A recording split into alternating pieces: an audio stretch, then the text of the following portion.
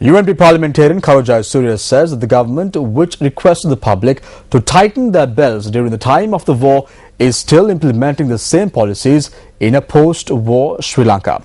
The parliamentarian issued this statement in response to the government's decision to increase the cost of registering marriages outside the marriage registrar's office. Parliamentarian Karojai Surya points out that registering a marriage outside the office of the marriage registrar will cost 5,000 rupees from tomorrow. The original price stood at 1,000 rupees. The MP points out that the elite class will not be affected by such a price revision and adds that the ordinary will have to bear the brunt of this price hike.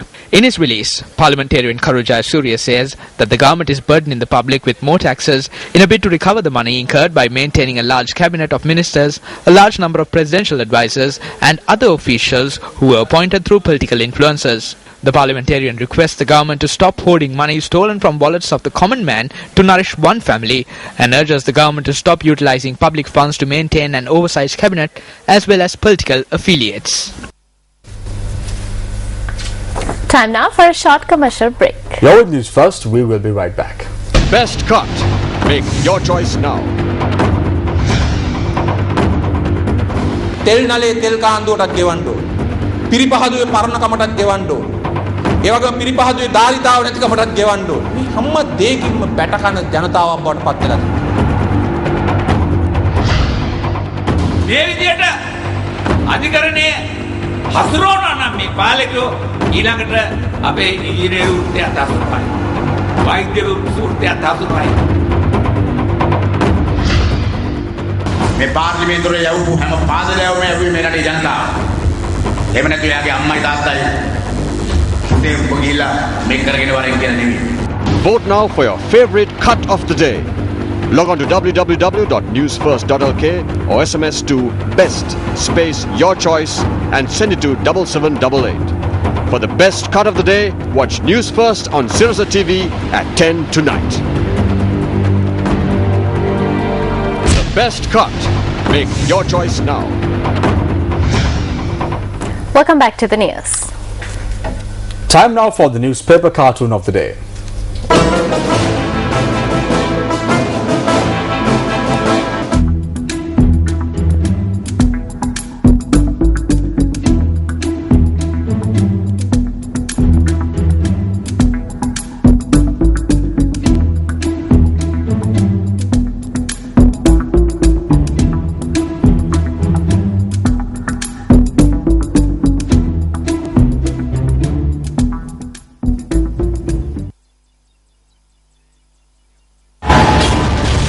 Attempts made to sell food items which are not suitable for consumption during the festive season.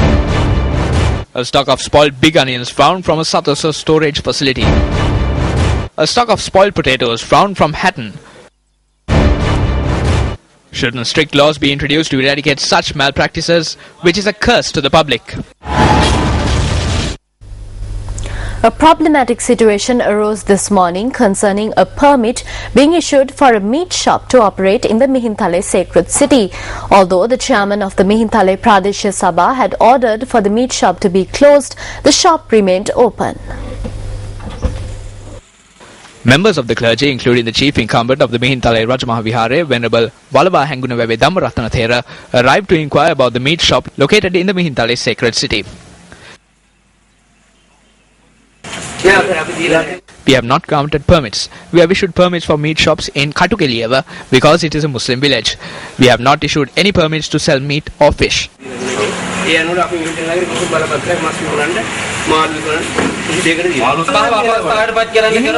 This has been done to inconvenience the Pradesha Sabha. Did Mr. Anand request this to be removed?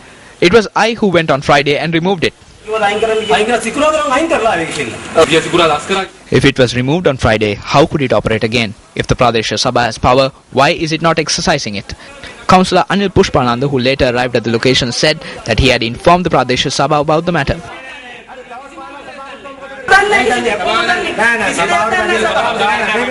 The Pradesha Sabha knows nothing. I informed the RO.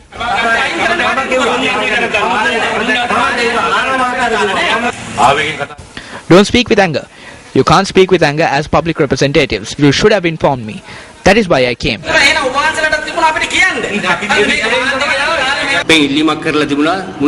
A request has been made, but the entire Pradesh Sabha expressed their protest and rejected it.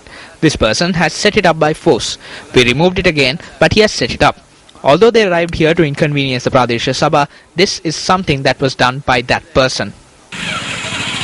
The monthly meeting of the Mihintale Pradesh Sabha commenced following this incident. Government Councillor Chaminda Kumar, who was suspended from the chamber on the 24th of this month for a period of a month on disciplinary grounds, was also present today. The chairman of the Pradesh Sabha instructed the councillor to leave the chamber. The proceedings of the Pradesh Sabha meeting experienced a delayed start since the councillor did not leave the chamber as instructed. The meeting commenced at 11:30 am with the councillor still present in the chamber. Our correspondent said that therefore steps were taken by the chairman to inform the Mihintale police. The police officers who arrived at the Pradesh Sabha held discussions with the chairman before a decision was taken to postpone the meeting indefinitely.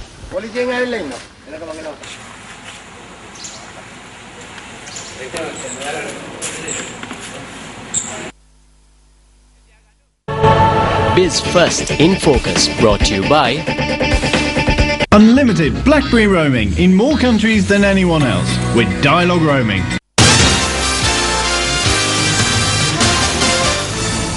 The number of tourists arrivals in the country this year surpassed the 1 million mark in 2012, the year that recorded the highest number of tourist arrivals to Sri Lanka.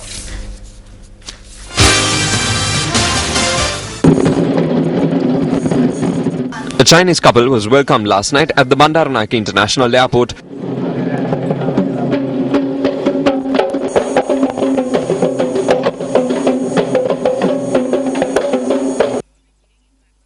Which marked the arrival of the 1 millionth tourist to Sri Lanka in 2012. Deputy Minister of Economic Development Lakshmanyapa Abeyewardene and officials from the Sri Lanka Tourism were on hand to welcome the couple. The government has set a target of 1.3 million tourist arrivals for 2013. Speaking at a media briefing held today, Deputy Minister of Economic Development Lakshmanyapa Abeyewardene believes that Sri Lanka can achieve its target of 2.5 million tourist arrivals in 2016. In addition to the Krish Group, Avon Resorts have signed an agreement for 45 rooms with an investment of $170 million. The Oceanic Development Company has invested $224 million and has signed an agreement for a 30-story building. Furthermore, the Induvision Property Development has entered an agreement for a 70-story building, which is an investment of $111 million. Induvision Property Development කියලා සමාගමක් ගුසුමස්සන් කළා තියෙනවා.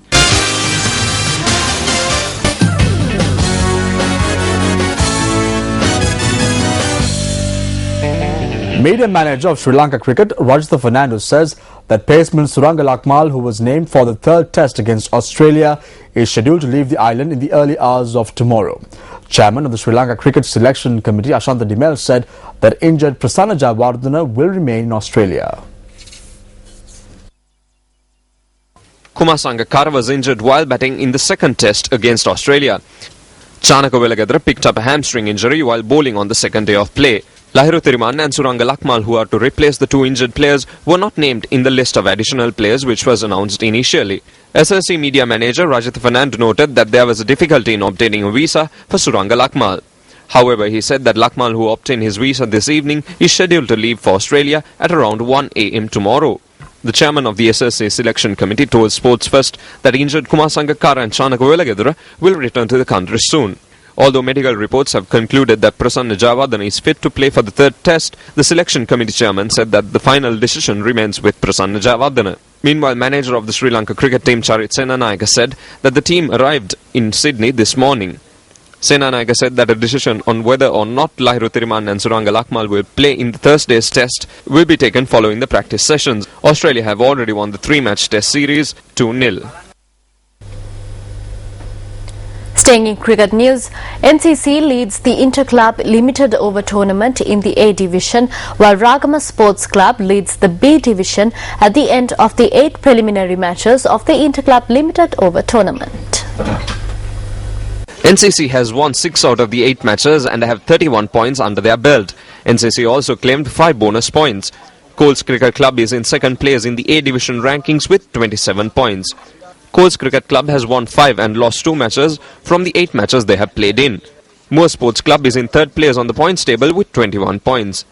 Tamil Union Cricket Club, Ports Authority Cricket Club and Panadura Cricket Club are in 4th, 5th and 6th places respectively, while Singhali Sports Club is placed 7th on the points table.